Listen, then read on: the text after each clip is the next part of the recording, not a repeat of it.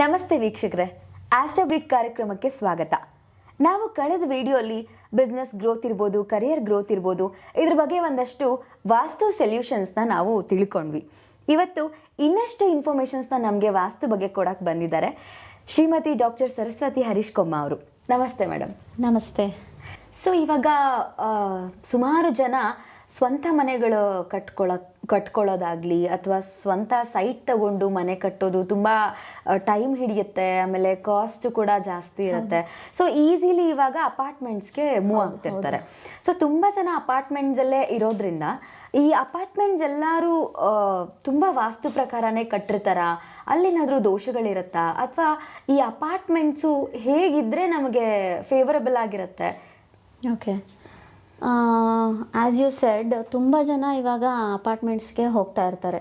ಒಂದು apartment culture ಇರ್ಬೋದು, ಅಥವಾ ಲಕ್ಸುರಿಯಸ್ ಅಪಾರ್ಟ್ಮೆಂಟ್ಸ್ ಅಂತಾನೋ, ನೀವು ಹೇಳ್ದಂಗೆ ಸೈಟ್ ತೊಗೊಂಡು ಮನೆ ಕಟ್ಟೋದು ಲೇಟ್ ಆಗುತ್ತೆ ಅಂತಾನೋ, ಕಷ್ಟ ಅಂತಾನೋ ಅಪಾರ್ಟ್ಮೆಂಟ್ಸ್ ಮೂವ್ ಆನ್ ಆಗ್ತಾ ಇರ್ತಾರೆ. ಎಲ್ಲ ಅಪಾರ್ಟ್ಮೆಂಟ್ಸು ನಿಮಗೆ 4 ಚದರದಲ್ಲೇ ಕಟ್ಟೋದಿಲ್ಲ. ನಿಮ್ಗೆ ಯಾವಾಗ 4 ಚದರಗಳಲ್ಲಿ ಕಟ್ತಿರೋ ಆವಾಗ ಪಂಚಭೂತಗಳ ಅಲೈನ್ಮೆಂಟ್ ಆಗಿರುತ್ತೆ. 4 ಚದರ ಅಂದರೆ ಹೇಗದು? ಅಂದರೆ ಸ್ಕ್ವೇರ್ ಆಗಲಿ ರೆಕ್ಟಾಂಗಲ್ ಆಗಲಿ, ಸ್ಕ್ವೇರ್ ಆಗಲಿ ರೆಕ್ಟಾಂಗಲ್ ಆಗಲಿ ಇದ್ದರೆ ಆಗ ಅದರಲ್ಲಿ ವಾಸ್ತು ದೋಷಗಳು ಬರೋದಿಲ್ಲ. ಓಕೆ. ಯಾವಾಗಲಾದರೂ ಸರಿ ಕಾರ್ನರ್ಸ್ ಕಟ್ಟಾದರೆ, ಫಾರ್ ಎಕ್ಸಾಂಪಲ್ ನಮಗೆ ಈಶಾನ್ಯ ಕಟ್ಟಾಯಿತು, ಆಮೇಲೆ ಆಗ್ನೇಯ ಕಟ್ಟಾಯಿತು, ನೈಋತಿ ಕಟ್ಟಾಯಿತು, ಅಥವಾ ವಾಯುವ್ಯ ಕಟ್ಟಾಯಿತು, ಈ ಥರ ಪ್ರಾಬ್ಲಮ್ಸ್ ಬಂದಾಗ ವಾಸ್ತು ದೋಷಗಳು ಬರುತ್ತೆ. ಆವಾಗ ಪಂಚಭೂತಗಳ ಅಲೈನ್ಮೆಂಟ್ ಇರೋದಿಲ್ಲ, ಬ್ಯಾಲೆನ್ಸಿಂಗ್ ಆಗಿರೋದಿಲ್ಲ, ಆಗ ವಾಸ್ತು ದೋಷಗಳು ಬರುತ್ತೆ. ಫಾರ್ ಸಪೋಸ್ ನಮಗೆ ಈಶಾನ್ಯ ಕಟ್ಟಾಯಿತು, ನಮಗೆ ಈಶಾನ್ಯದಿಂದ ತುಂಬ ನಾಲೆಡ್ಜ್ ಬರುತ್ತೆ, ಐಡಿಯಾಸ್ ಬರುತ್ತೆ. ನಾವು ಮಾಡ್ತಾ ಇರೋವಂತಹ ವರ್ಕಿಂಗ್ ಫೀಲ್ಡಲ್ಲಿ ಮುಂದೆ ಹೋಗೋಕ್ಕೆ, ಸ್ಟಕ್ ಆಗದಿರೋ ಮುಂದೆ ಹೋಗೋದಕ್ಕೆ ಯಾವ ಥರ ಮಾಡಬೇಕು, ಏನು ಮಾಡಬೇಕು, ಹೇಗೆ ಮಾಡಬೇಕು, what to do, what not to do, ಅವೆಲ್ಲ ನಮಗೆ ಈಶಾನ್ಯದಿಂದ ಬರುತ್ತೆ. ಈಶಾನ್ಯ ಕಟ್ಟಾದರೆ ವಾಸ್ತುಪುರುಷನ ತಲೆನೇ ಕಟ್ಟಾದಂಗೆ. ಸೊ ಆವಾಗ ಐಡಿಯಾಸ್ ಬರೋದಿಲ್ಲ. ಆದ್ದರಿಂದ ಬಿಸ್ನೆಸ್ ಆಗಲಿ ಅಥವಾ ಕೆರಿಯರ್ ಆಗಲಿ ಪ್ರಾಬ್ಲಮ್ಸ್ ಬರುತ್ತೆ. ಈಗ ಆಗ್ನೇಯ ಕಟ್ಟಾದರೆ ಏನಾಗುತ್ತೆ, ಆಗ್ನೇಯನೇ ನಮಗೆ ಬಿಸ್ನೆಸ್ಸಲ್ಲಿ ಅಗ್ರಿಮೆಂಟ್ಸ್ ಆಗಲಿ, ಫೈನಾನ್ಷಿಯಲ್ ಲಿಕ್ವಿಡ್ ಕ್ಯಾಶ್ ಆಗಲಿ, ಇವುಗಳೆಲ್ಲ ಕೊಡೋದು ನಮ್ಗೆ ಆಗ್ನೇಯ.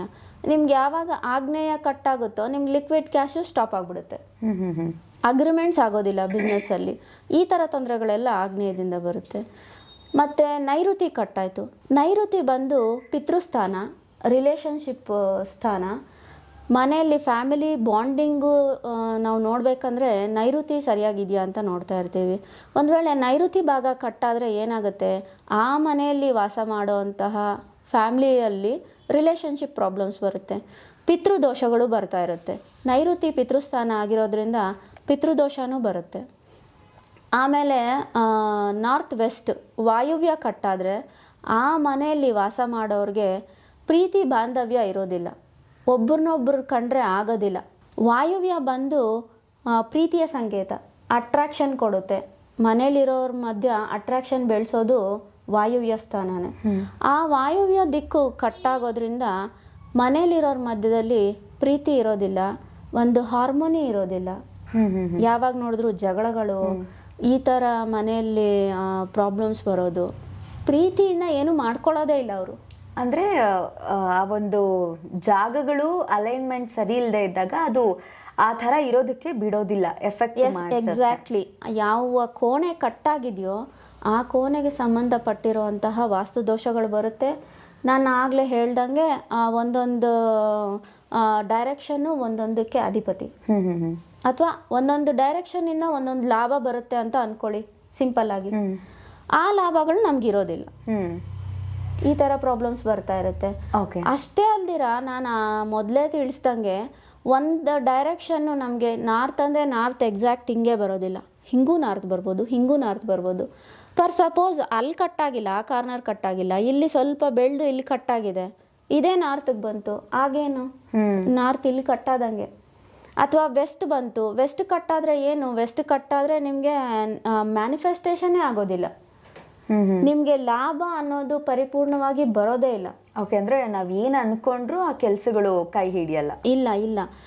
ನಮಗೆ ಈಸ್ಟ್ ಕಟ್ಟಾಯಿತು, ಈಸ್ಟಿಂದ ಈಸ್ಟ್ ಕಟ್ಟಾದರೆ ಪಬ್ಲಿಕ್ ರಿಲೇಷನ್ಶಿಪ್ ಇರೋದಿಲ್ಲ.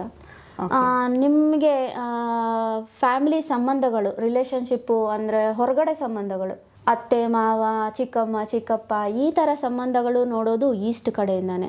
ಅದೇನಾದ್ರು ಕಟ್ಟಾಗಿದ್ರೆ ಆ ಸಂಬಂಧಗಳಲ್ಲಿ ಒಳ್ಳೆ ಒಡನಾಟ ಇರೋದಿಲ್ಲ, ಅದರಲ್ಲಿ ಪ್ರಾಬ್ಲಮ್ ಬರುತ್ತೆ.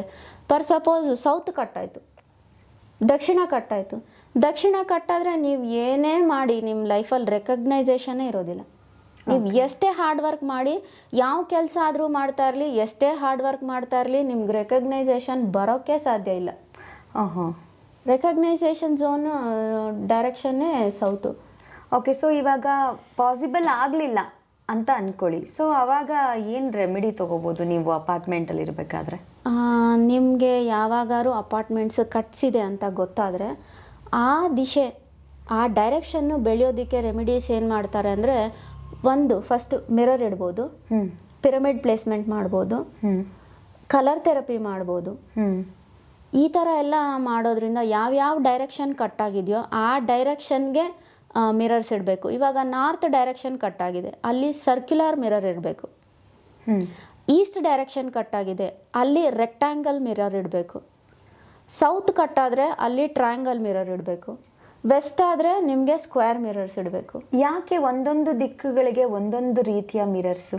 ಆ್ಯಸ್ ಐ ಸೆಡ್, ಒಂದೊಂದು ದಿಕ್ಕಿಗೆ ಒಂದೊಂದು ಅಧಿಪತಿ ಇರ್ತಾರೆ, ಒಂದೊಂದು ದಿಕ್ಕಿನಲ್ಲಿ ಒಂದೊಂದು ಪಂಚಭೂತಗಳ ಅಲೈನ್ಮೆಂಟ್ ಆಗಿರುತ್ತೆ. ಅದರ ಪ್ರಕಾರನೇ ಈ ಮಿರರ್ ಶೇಪ್ಸೂ ಅಲೈನ್ಮೆಂಟ್ ಮಾಡಬೇಕು. ಇಲ್ಲ ಅಂದರೆ ಆ ಪಾಸಿಟಿವ್ ಎನರ್ಜಿ ಬರೋದಿಲ್ಲ. ಫೇವರಬಲ್ ಆಗಿರೋಕ್ಕೆ ಅದನ್ನು ಮಾಡಬೇಕು. ಓಕೆ.